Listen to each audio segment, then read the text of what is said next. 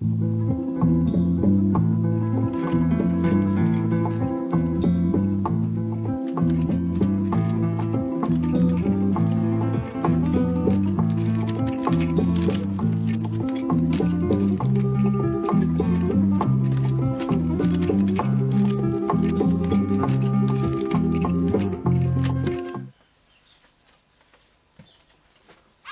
guys, Ray Townsend here, Charlie Tango 1 coming at you again. This is just a little different video. Well, it's not different really, is it? It's about these little stoves that I've collected. As you know, I've got a load of 8R stoves and little and the other little stoves, the Optimus ones. The 111s, 11Bs, etc. Got quite a collection of them. But these ones, I just sort of show you these ones that I don't know if you've seen or not, but these are all the ones I've managed to I've cleaned up. They do for another polish actually, and they're all this is a 123, this one here, early one. What's this one here? Let's have a look. That's a 123 as well. This is a 123. So I've got 3 of those, and they're all early models. I think this one is a early 70s one, and these others are older than that. This is the modern 123R, which you can still buy them. They actually still produce them. But they went over £100 for them. I mean, these ones, I mean, they're worth that now anyway. But then they've got me little ones here, these little tiny things. It's like a 123, a pair of them. And I made this brass stand for it. Because it didn't have one. This one did come with this metal stand, believe it or not, and can't understand why. But there you go. And then this one's come on the market now, a stainless steel one. Nice little stove.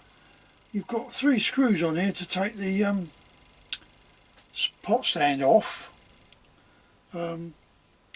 which I did do a video on this, on a review on it. Yeah, and I was stating the only thing I didn't like about it was there's no pressure release valve on it. Well, come to think of it, there's not one on this one here either, and that one's fine. So I went along with that. But I've got hold of Gary, I think his name is, Bernie something. See if he can, because he does a lot of engineering, he's got a lathe and everything. If not, it just means I've got to try and get someone here to put a release valve on the tank cap, which I don't think, if you've got the right equipment, I don't think it's difficult to do at all. But I certainly haven't got the equipment, so I do know an engineer, like, but I don't know if he's still operating or not. But anyway, I'll wait until I hear from Gary. But as I say, I've got just got myself one of these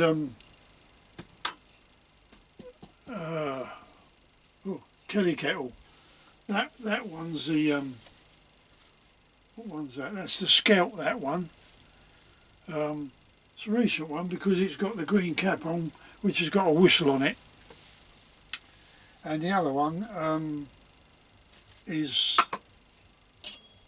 the Kelly Trekker, I think it is. I'm waiting. That won't be delivered till middle of March.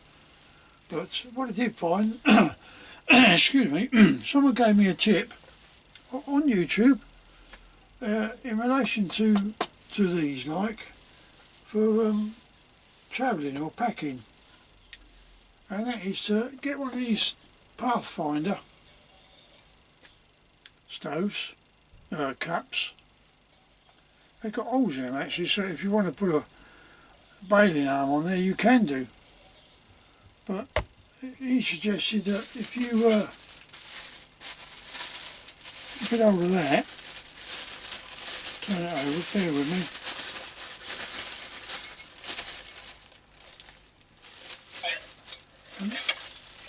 Well, I'm putting it in the poly bag that I got. You can get hold of one of these, say this one, and you can just sit it upside down and pour it in there like that. Job done. So you've still got the lid in the bottom. If you keep the poly bag that they come in when it's boxed up, you can put that inside there and away you go. So I ended up getting the 3 of them in the end to cater for these. But you can only take one with you at a time, can't you? What do you want 2 for? So there we go, that's the other one here. And the other one's over here. So that's not too bad. Or you can get these. You can get these as well. I'm not sure what they call these, Pathfinder as well.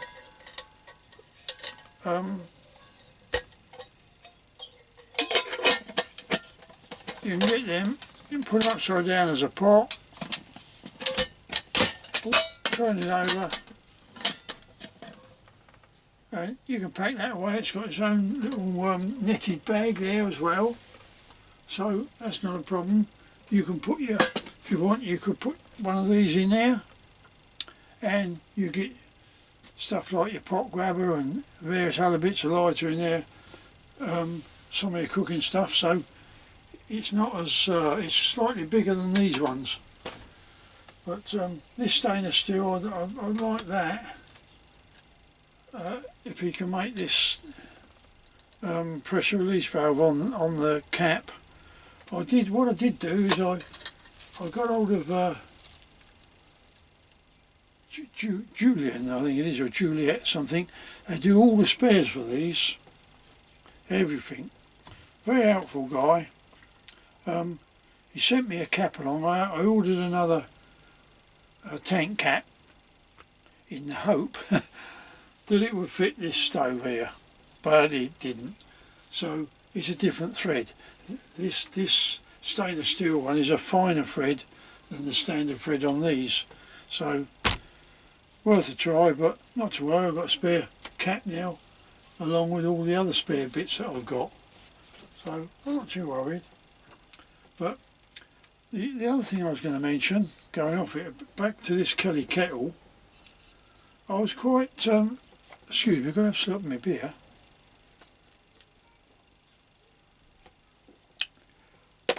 Ah, lovely. I was quite impressed with what some chap put on there, because you can use them in an ordinary open fire, put the top on, boils your kettle, but it does, the flames do come roaring out the top. And what he done is he put one of these on the top, which reduces the flame spreading so high. There it is there. That's all it is. And all I done was, that is the bottom of an aerosol can. That's all it is the bottom of this.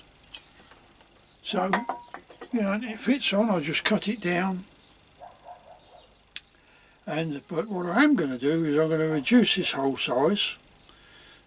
I'll keep these 8 holes in here, but I'm going to reduce this hole size, because it did, believe it or not, and it just fits on there nice and snug. It did, believe it or not. I was still getting slight flame coming out the top, but I was only using my Trangia meth stove on that, so it just goes to show how much it really does draw it. So, but as I say, the other one, the Trekker, that's got 2 little old breather holes on the bottom tray where you do put a fire on it, wood in there or whatever. So I've yet to see how that's going to handle, but what I'm going to do is, by reducing them holes, it's going to stop it drawing up, because that's what's doing, it's making it draw like a normal conventional coal fire. You know, to get it to draw, we used to put paper over it, and it used to draw it up to get it to really catch a light properly. So I should be restricting the flow on that when it turns up, and see if that's improved it at all. But right, there you go. I mean, this is all good gear, all good stuff. So if that goes on there, actually, give it a try. No,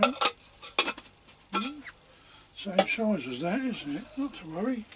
Put that back on there. I've got the box for that still. But hey, you know, there you go. Give me something to do when I'm a bit strapped. I'll just go over there, give them a buff up again. I've not polished this one yet. You can see it's a different brass. It's not as shiny because I haven't polished it. But they stay quite shiny for some time. This little one here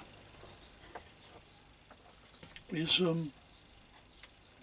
yeah, I made this stand for this because it didn't have one, and it's the size. The key is the size of a 1, 2, 3.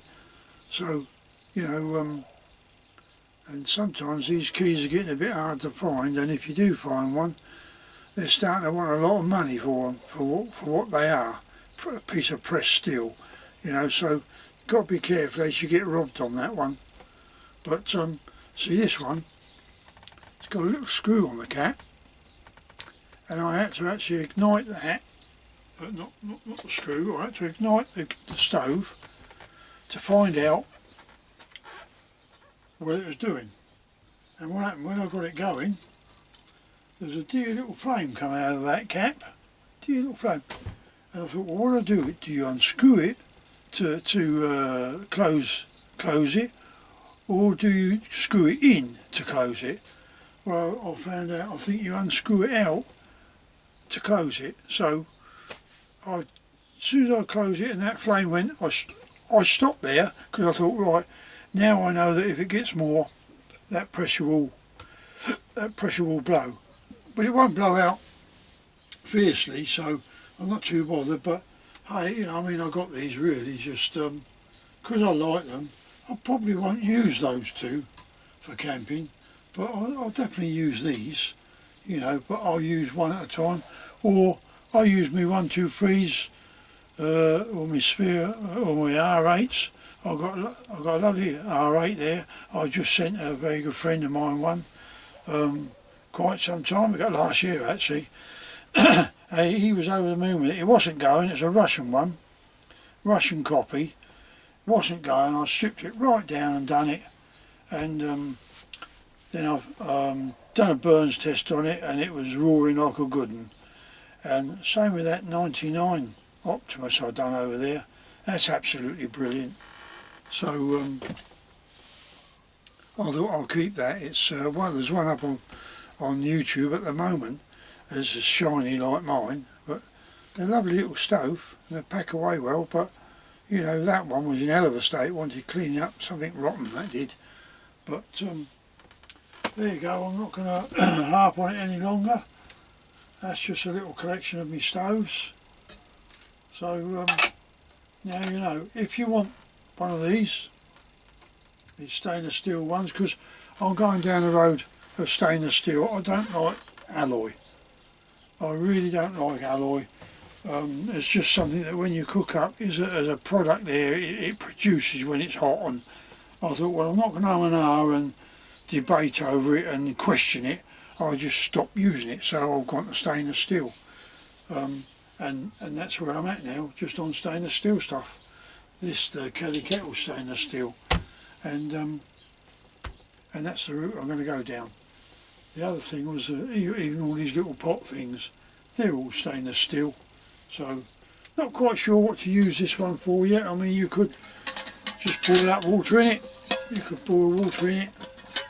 You've got a cap there. You could that sit on the top there. You could make something in there, steam something on that. But then I've got a proper little one of those proper stoves that I've got on the I put on the YouTube regarding converting it, and I converted I forgot the name of them now, but they do about 3 different sizes, and they got a little tray just like that in the top, and all I done was I drilled a load of holes in there in the bottom of that tray, 2 holes in the side like this has, and then I made a spring loaded, well, you just coil it round once like so it's sprung loaded on some steel, close it, just close it up, let it clip into the 2 holes, and you can pull it out of the pot. So what I do is I boil potatoes in. I'll try and find the video actually. I boil some potatoes in the bottom, and I put my greens and carrots or whatever, carrots and potatoes I put in the bottom, greens, cauliflower, stuff like that I'll put in the top tray. Just put the lid on, Bob's your Uncle Fanny's you up. They steam them, lovely taste. So this video I've actually done doing it here, and I brought the plate out and I dished it up on it, and you know, it was a nice meal. So you can get over these things out in the wild by cooking up a meal.